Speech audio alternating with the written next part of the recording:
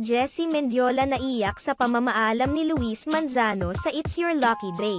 Hindi napigilan ng aktres na si Jessie Mendiola ang kanyang emosyon nang magpaalam na ang kanyang mister na si Luis Manzano sa madlang people sa huling araw ng kanilang show na It's Your Lucky Day. Si Jessie Mendiola naman ang naging bisita ng It's Your Lucky Day sa kanilang huling araw sa noontime dahil magbabalik na ang pansamantalang nakasuspinde na It's Showtime bilang pagsuporta na rin sa kanyang mister.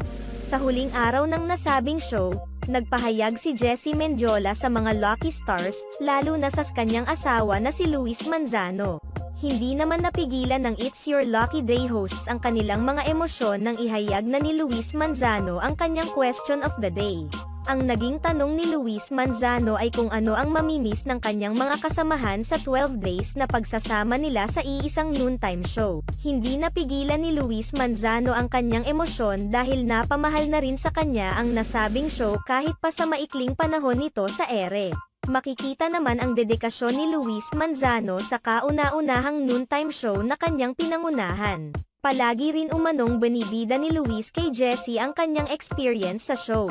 Maging si Jessie Mendiola ay hindi rin napigil ang emosyon dahil sa madamdaming pahayag ng It's Your Lucky Day host.